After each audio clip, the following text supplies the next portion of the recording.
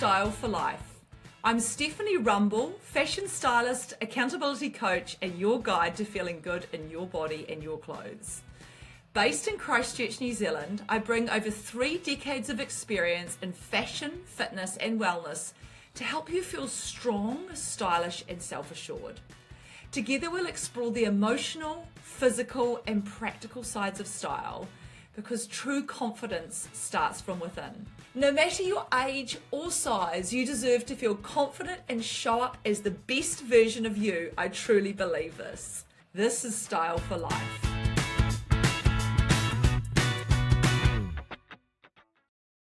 Kia ora everybody, and welcome back to the podcast again this week. So before I introduce my beautiful guest today, I just want to say a huge thank you to all of you who have given me all this feedback about last week's menopause podcast, which I did on a whim because I had a hot flash and thought I should talk about menopause.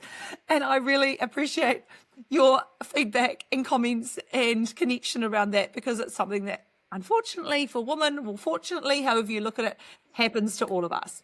So without any further ado, I would like to introduce to you my beautiful guest here, Olivia Hay-Smith. Now, Olivia and I met about 4 years ago, Liv, was it? Maybe? It feels like 4, feels like forever, but I think it was 2 or 3 years ago. 3 years ago, maybe 3 years ago, when I was doing a show for Gracie, who are an organisation that was raising money for ovarian cancer. And the beautiful lady in charge of that put Liv in my service basically, and she helped me with the show, and we've got to know each other since then. But without any further ado, Liv, I'm going to let you tell everybody who you are, what you're doing, and maybe how old you are too, because I think that's kind of inspiring. So you go for it and tell us a bit about you.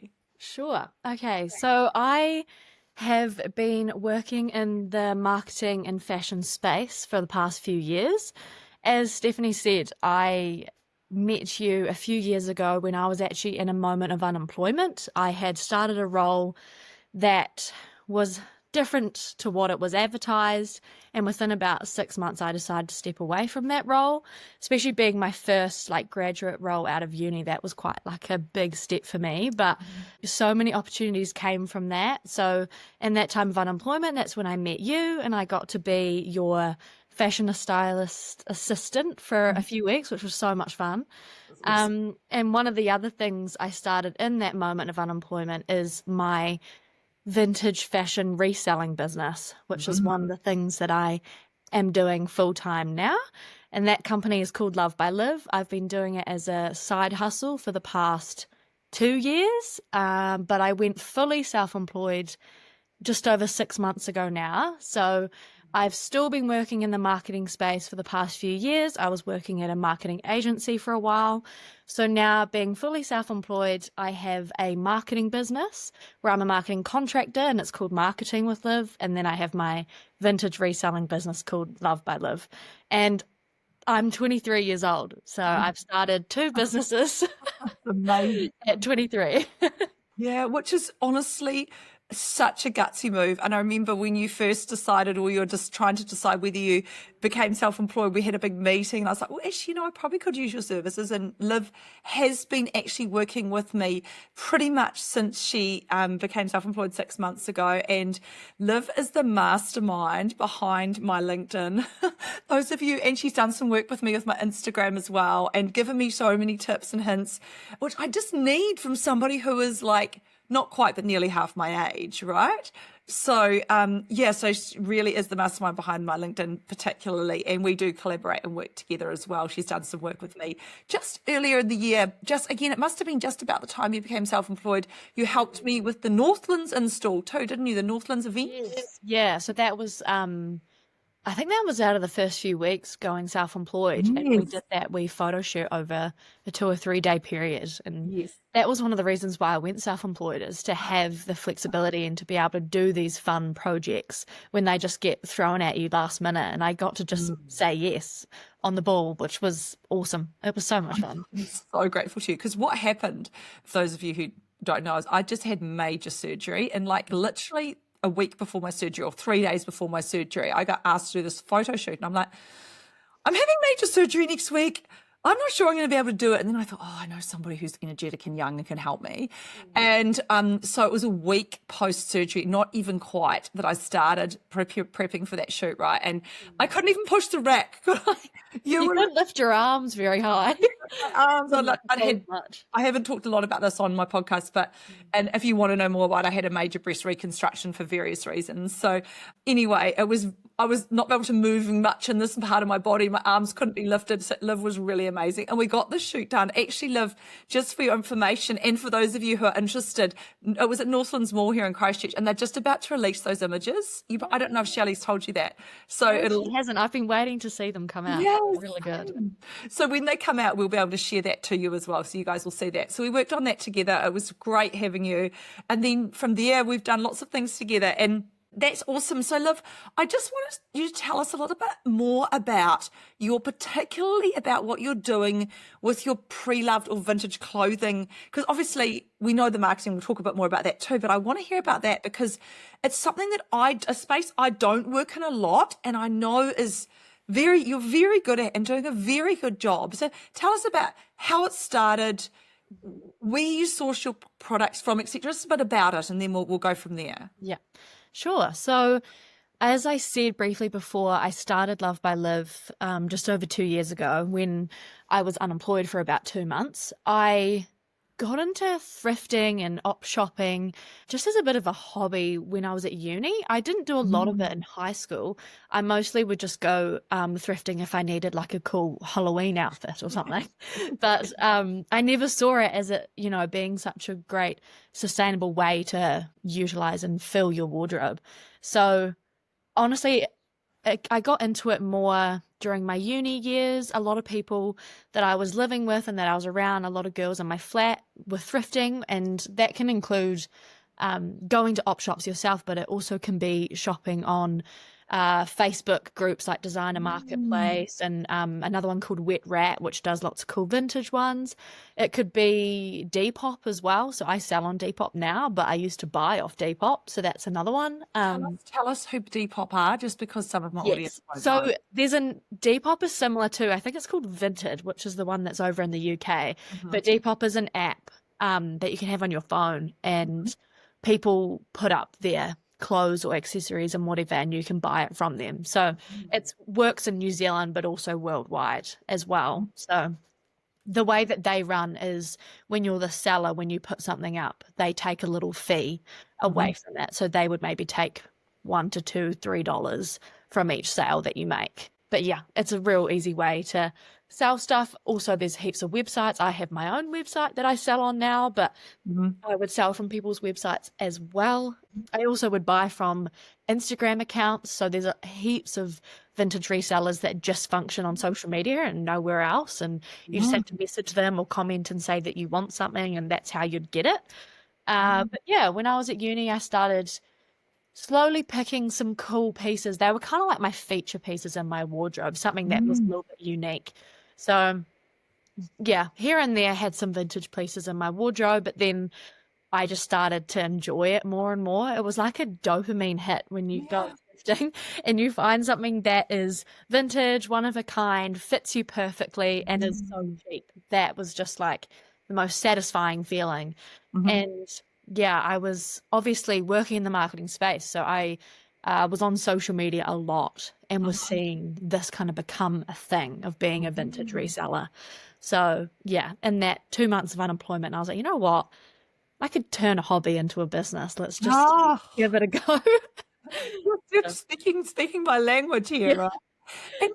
And so Liv, you now don't just sell online. You do, and you also do these really cool wee videos. Like you need to follow the account Loved by Liv, just so that you all got that, because she does these great wee videos where you show all your pieces, and it's really well done because she's a marketing expert as well. So just tell us a wee bit about how you sell. So some of it's online, and there's other options too, isn't there? Yes. So when I first started, I was on Instagram mostly. So I'd just be posting pictures of me in the outfit, but obviously if the clothes don't fit me, then I would either get one of my flatmates to wear it for me, or I'd just lay it out and give measurements. So that was just an Instagram thing for a while. And then I actually moved into the market space as well. So in Christchurch, but also all over New Zealand, especially in the main cities like Auckland and Wellington and Dunedin, there's a lot of vintage reseller markets that go on. So one big one that I absolutely love attending, and I've been a stall holder with them since the start of Love by Liv, is the Nifty Markets. Mm-hmm. So the Nifty Markets is actually a bright pink building on Casual Street, and they're a consignment store, just like Recycle Boutique. They opened up a store a few years ago, and they run a market every few months in summer in the back car park of their place. So Yes. it happens on Saturdays, and they always post about it on their social media, and that was a great way to sell as well. So I'd be sourcing heaps, and then I'd have a few racks, and I had my own little section where I would set myself up. And in order to buy from me, you would pay in cash or bank transfer. And then there were heaps of other stall holders as well. There's usually about 20-ish, between 15, 20 stall holders. And we're all bringing like the best of the best vintage. Some people source from overseas. It's honestly the most amazing stuff. And especially the Nifty Markets, like there's usually lines outside waiting for 10 a.m. to come in and get their Amazing. stuff. So Yeah, yeah. I've actually been to the Nifty Markets. I don't know if you know this, Liv. I've actually been, and it was really good, and it is actually really, really good. So what I want to ask you is this. One of the challenges I have with vintage shopping myself is obviously taking a client vintage shopping, they need to be in a size range where I know I can find and source lots of garments. But I just, how do you get over the overwhelm when you are, because you obviously you do sort through all of the big, you go to some of the big stores. I know you travel around the country. She travels around the country, friends, and sometimes in Australia too, and she sources garments. You go on holiday and you can't help yourself, can you? Yeah, not at all. It's like a business trip and a leisure trip. So how do you filter? God, that's a good question. I've always wondered how to answer it as well, because people always say, like, how do you find the good stuff and what section do you go to first and whatever. But I do base it off my own style, and I think that's why every vintage reseller does well in their own way, because everyone has a different way of sourcing and different vibe, different style, different sizes that they buy. So I'm definitely sitting in the more mid-size range because I am a mid-size female. So I do find I buy quite a lot of stuff that does fit me, because then I know it looks good because I like to try it on. But I also, my size ranges are from like 6 to 16, 18, and I want to be able to extend that and have a more consistent size range, and also move into menswear too. But I personally love maxi dresses, so you'll probably find there's quite a lot of dresses I find are maxi, especially because I love, the vintage gown and the length, and I'm a relatively tall female like you are as well, Stephanie. So I'm not so much a midi dress person. I love maxi dresses, so that's one that I like to pick. Same with skirts as well. I love maxi skirts. I love flowy, floral. I think you'll find a lot of my stuff is very colourful, which I definitely branched into more colour since I met you. So that's Really good with colour too. Really good. I love it. I absolutely love it. So definitely I thrift a lot of colour, a lot of patterns. But the money makers are definitely the like beautiful camis that are, silky and of nice beading or embroidery. I love all those sort of things where something's very floaty and feminine, and it's so hard to explain, but there's just a difference when you look at something that's been created in the last 10, 15, 20 years versus 20, 30, 4 years ago. Like the quality, like the fabric, the way it's made, and just the design of it is just gorgeous. You can kind of tell when something's vintage. So I just can kind of sense when something's gonna sell. Yeah. Such a good, interesting, and I really appreciate that too, because something about the way I run my business too sits in the intuition space. And I know that that's not helpful. But what we can say to our listeners is, if you resonate with the vibe of what Liv is saying, you need to look, because she does have quite a good variety of things. then definitely, go to her. But also, how do you feel in something? I think that's the thing too. That's what I'm really hearing from you is, you pick up something, you've got a sense that it's going to work for you. Yeah. Do you find that there's things you've tried that haven't worked and you've worked out the reason why and you avoid those sort of things? And if we're giving advice to our audience about or our listeners about what to sort of try and avoid, what would you say to them there? Yeah, I definitely, because it's been over 2 years now, there's been trial and error. There's been successes, there's been fails. There's things that I've bought that I'm like, this is so cool, and then it doesn't sell. Like my vibe, my style, and is only a certain amount of an audience. I also have to start, getting a better gauge of what those girls would like to buy and what these girls would like to buy. So I have to extend my style and just trust that what I'm picking is what they'll like. So it has just come with trial and error. My advice to people is the benefit of thrifting and vintage shopping is it's the more affordable option. So if you want to try a different style, say if you're, want to try maybe a lacy sheer skirt and you're, a bit scared to spend $100 on it to see if it looks good on you, go thrift one for $5. And if it doesn't work, that's okay. Either resell it, give it to a friend, rework it, turn it into a mini skirt. Like, I think that was one of the things I loved about thrifting is it's such a more sustainable and just economical way to try different styles, because my style has changed hugely over the past few years and I can justify that with what I've bought. And then also because I'm a vintage reseller, once something goes, isn't working in my wardrobe and isn't my style anymore, I resell it. And a girl who likes it and it's their style, they buy it. So yeah, that's so good. And I love the whole thing about reworking as well. So I had a vintage, I don't think I've ever told you this. I had a vintage clothing phase and it was really at the end of my degree, very similar age to you. In fact, the very first time I met my husband's parents, I was wearing a red suit that I'd thrifted, surprisingly. And I also reworked things because I did the whole clothing and textiles degree. So, that's the other thing. If you love a fabric and it's a good quality fabric and there's some life in it, you can 100% rework it into some other type of garment too, which I really appreciate that about thrifting. So tell me, I've seen you also in some really good I'm like, oh, she's got one of those, because I've seen it, in past seasons from designers. So you find some real designer gems in your hunts too. How weird do you find, they don't have to give away any secrets, but like, but like, where do they pop up? Are these popping up online or are they in stores or what? it's honestly luck. I think obviously the benefit of being a vintage reseller means I'm thrifting all the time. It is like a gold mine and you have to be patient. So that's that's a piece of advice for anyone, as you can't expect to go to one thrift store one time, scan through and find the best things. Like you have to dig, you have to look through every single thing and you have to keep going. So there's like these thrift stores, like they, circulate. When people come in so much, they can bring out new stock. So if you went on a Monday, you could easily go on a Friday and there'll be, another whole bundle of new stuff there. But in my time, I've found some amazing gems. Like the other day at the Eco Shop on Blenheim Road, I found these Bow Coupe boots, the made in Italy boots that cost hundreds of dollars. I thrifted them for $2. So there are times like that where lots of these thrift stores also don't understand the value of the designer or the fabric, or maybe Yes. they just are thrift stores that just have everything for $2 and they don't care. Those are the good days.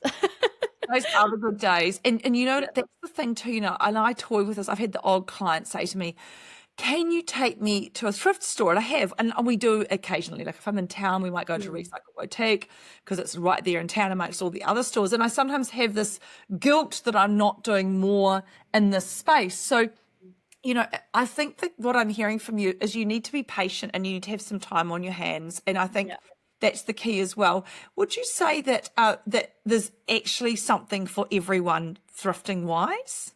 Or do you think there's some people who are going to struggle to find things? I only think the only people who wouldn't find something is people who just dislike the idea of secondhand. Like if you just can't grasp that clothes can be circular, they can have a second life. You can wash it and then it's fresh. I think they're the only people who wouldn't be able to find something. If you have that open mind and realize there's actually so many amazing benefits to thrifting, you'll find something 100%.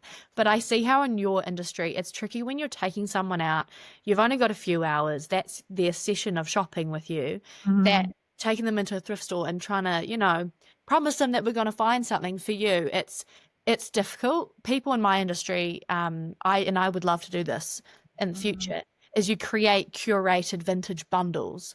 So you have people send you a Pinterest board, some ideas, your size, your measurements, and if there's any specific pieces you're looking for. And then that vintage shopper, reseller will take time, like maybe even months to create that bundle. But then it means what you've found is, next to nothing. It's like perfect. It's exactly what you're looking for. Hopefully everything fits you and everything's secondhand, which is a bonus. But yeah, thrifting needs patience for sure. So it can be tricky to walk in and just hope that you find something, but sometimes that does happen. You never know. Yeah. And so I have a question too. So what are the things that we should actually avoid? Like, what are the things, if you go into a thrift store, you're like, there's no way I'm ever touching that. What are some of the things that you avoid because from a ethical standpoint or from a quality standpoint or whatever, what is it that you're avoiding? I mean, it's tricky. I've met so many vintage resellers in my time, and some of them have become some really great friends of mine. Yeah. It's interesting seeing people's different perspective. As you can imagine, the past few years, the thrift stores are full of Shein and, AliExpress and Temu clothes, and obviously all of those fast fashion manufactured pieces. And it's a shame because obviously, as those have been introduced into our industry, people are obviously mass shopping because it's so cheap. They buy so much and then they get rid of it really quickly.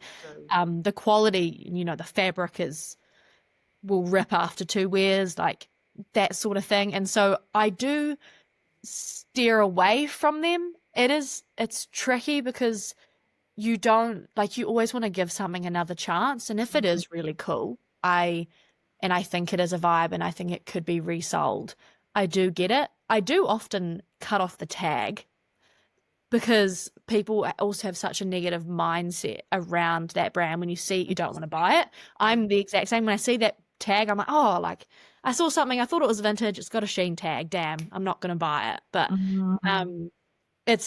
I think that's the thing I battle with the most, is because they are so hard to resell. I probably only buy them if I'm going to wear them. Because I bought a cool black dress that fabric felt good. It felt like it was, gonna last a wee while, and it fit me perfectly. And I was like, well, I'd rather give it a go, give it a second life and wear it. But it's just such a shame that those clothes have just taken up such a big, part of thrift stores, because that's not really what we want. It's not really what we want to wear, I agree with you. And I have this really big battle myself with this. I was just discussing this with someone actually the other day. And, I don't personally ethically want to support that kind of fast fashion. However, and I was having this conversation because I did some styling of a store a little bit like this just recently, and their clothes are quite cool, quite funky, and actually they really are a busy store. And it's because there's people in the market, that's all they can afford, right? And so I'm like you, I don't personally want to support, but I want to be inclusive. And I hear that in your conversation as well. So I would say to our audience, nobody in this industry wants to be judgmental or exclusive. And I always use this message, and I'm sure you do too, buy the best quality and fit that you can afford. Yeah.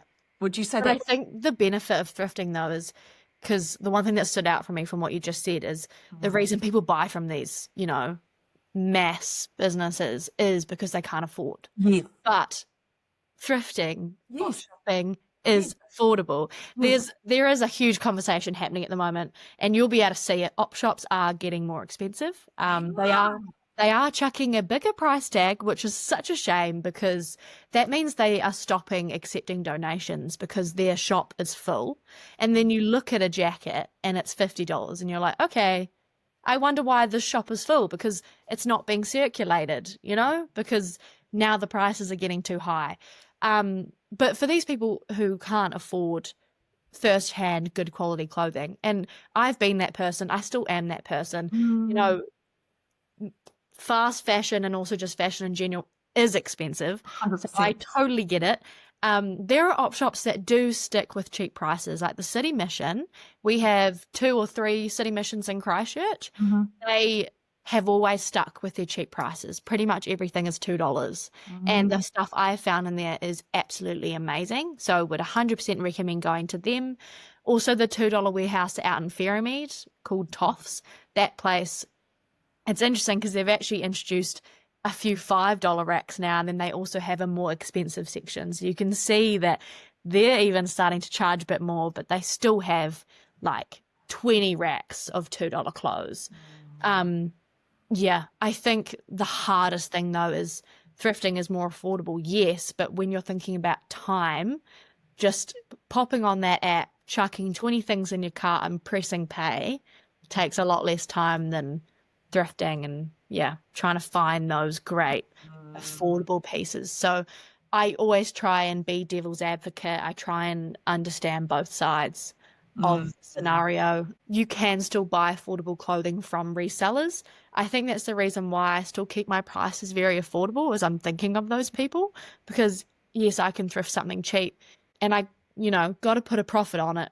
Of course. I have to make money. I got to somehow. And also all the time it took me to find them and, dress myself up and present them and exactly clean them and everything. It all takes time. It all costs money, but I still always want to keep in that affordable bracket for these people because all I want is for people to, just give thrifting, give secondhand clothes a try. You'll be surprised because the best feeling is also when you're wearing something. People are like, oh, where'd you get that? It's like, actually, it was thrifted.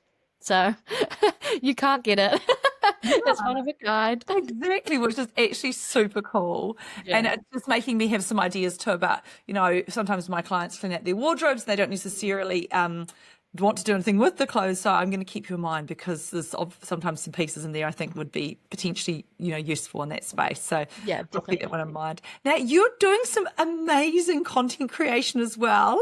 Like I've seen you on the Northlands Instagram. So guys, have a check it out. She's really great. Tell us a little bit about that side of your business.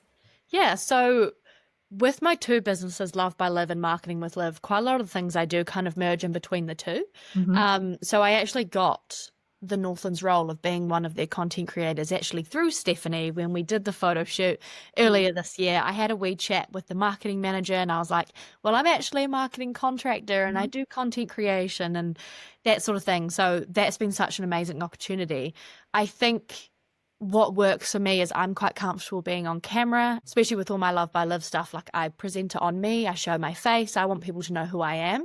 So also with all my marketing clients, I offer that content creation, that UGC, which is user generated content, where I can be the customer, the client, the face with whatever products or services that you offer. So that's the content creation thing with Northlands is just me, the content creator, but then I also can pretend to be one of my clients' customers and of course all that sort of stuff. So I kind of I'm very fluid, kind of just play around with whatever works best with what people need for their marketing. But it's been fun. I think what's great is I have a lot of fun filming and experiencing and, getting to enjoy all the shops at Northlands, for example, and get to try on the clothes or get to try a new yoga class. But then I can also bring that experience of multiple years of marketing of, video editing and voiceovers and all that sort of stuff. So I can do all the fun stuff, but then I also have the expertise behind the scenes that can help good at it. Produce the content. Yeah. Yeah, and I totally appreciate what you've done for me as well. So, and she's inspired and pushed me along too, listeners.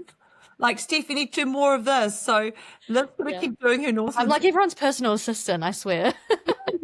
Yeah, and we all need to learn more of this stuff. And, Liv's kind of as I said, pushed me along a little bit, and I'm going to be doing a wee bit of content creation with Northlands too now. And I'm really inspired by what she's doing. So thank you for being so inspiring in that space. And Liv, you have stepped out of full-time employment into being self-employed at 23, which is very gutsy and very entrepreneurial. How's it going for you? It's amazing. I have to keep reminding myself that I've given myself the gift of flexibility.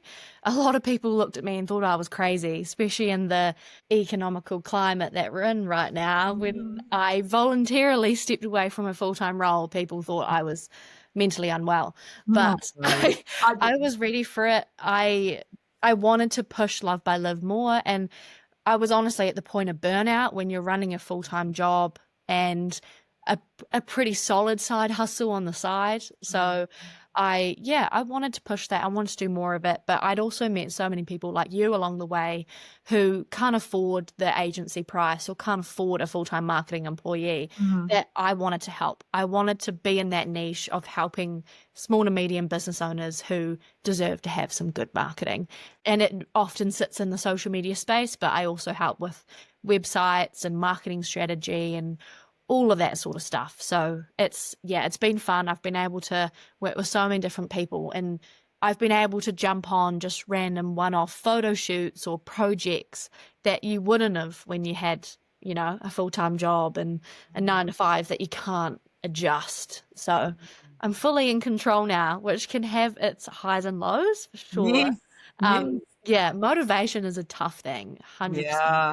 So I can go through times of struggling to push myself, struggling to keep myself going, but I always make sure my client stuff gets done. That's always first thing that I focus on. But whenever I have that extra energy, that's when I put more time into my own stuff. Like I could be posting more on my marketing account, or I could be doing more for Love by Live. But once you've got clients in the mix, they always come first. But 100%. it's also, it's great because it keeps, my routine going, because I've got work to do. I've got to get it done. And So you have to structure your day. Like when you work for somebody, you show up at 8, you finish at 5, or whatever the time frame is. But you have to structure your day now, like I do, right? And like I know with me for the LinkedIn stuff, like you just find the content. I give you some content, but you just like find it, right? So do you like you schedule your time a bit more? You organize it like that so that you can get So I stuff use a wee software called ClickUp, which is a free website where you can assign yourself tasks. So I'm very much a to-do list person. I like to know what I'm doing the next day. You can call it OCD, you can call it what you want, but it's great. I think that's definitely a great thing. Like I kind of needed that as being a self-employed person. You have to have some sort of discipline to do this sort of thing. So ClickUp helps me. This sounds like an ad, but it's not. ClickUp helps me schedule tasks, and I can assign them to all my clients, and you put a date on it and you can make it reoccur every week or every fortnight or every month, and that keeps me on track because whenever I have a spare moment, first thing in the morning I always hop on, see what I've got on for the day. But definitely being self-employed, no week is the same, because I'm also constantly out there networking myself, meeting with potential new clients. I could be, shooting and getting content with clients, or I could just have a day where I'm just sitting and working the whole day. But that's very rare. I'm often out doing random things, meeting people, and it's up to me to get the clients. So I've got to put myself out there and meet all these people, but I also love it. I love it. Coffee catch-ups, one-on-one. You get to dive so deep into who someone is and how you can help them. So it's always fun. I love meeting new people, and it can take a lot of, social battery and that sort of thing. But it means when I'm in control, it means I can put myself out there for the first half of the day, and then I can just hide in my room and get work stuff done on the second half of the day. So it's a good balance. Yeah, totally. Oh, it's so good. And look, I really admire you, and I hope that I'm sure your story will inspire many other people to think about what you've done. And I think the thing that's made Liv successful is she did quite a bit of scoping first. Like, we had a few meetings and stuff, and she kind of pushed me a bit too, which was really good because I kind of needed it. This year's been a huge year of me pushing myself forward, and you've been a very big part of that too, Liv. So thank you. And I think one of the things for those of us who have been in business for a really long time, don't be scared to recruit and use someone who is nearly half your age, because they come with a whole skill set that we don't necessarily have. So really important to marry together the skill sets and learn from each other. So Liv, thank you so much for taking the time. I'll make sure that we put your website in the show notes, both Love by Liv and Marketing with Liv. And I just want to thank you so much. And you might see a bit more of Liv and I. We've got a few things coming up. So thank you very much for coming on the show today. And thank you everyone else for listening to the show or watching. If you're on YouTube, thank you very much for watching. And I will be back again next week, but make sure you follow me on socials, Bright Red NZ on Instagram and on Facebook. And for Liv, it is Loved by Liv and Marketing with Liv. Yeah, so and I've got them both on Instagram, both on Facebook as well. For the fashion stuff, I'm also on TikTok too. So if anyone who's on TikTok, they can come follow me, watch me. It's definitely a little bit more of the fun, authentic sort of content. So yeah, they're all the same name on all of the socials. Awesome. Well, thank you so much, Liv, for coming along, and thank you everyone else for listening. Ki kaha. Thank you. Thank you for listening to the Style for Life podcast. Don't forget, you deserve to feel fabulous at every age, every stage, and at every size. If you're loving the show, hit subscribe and leave a review. It helps more amazing people like you find their way back to life through style. Thanks again. Until next time.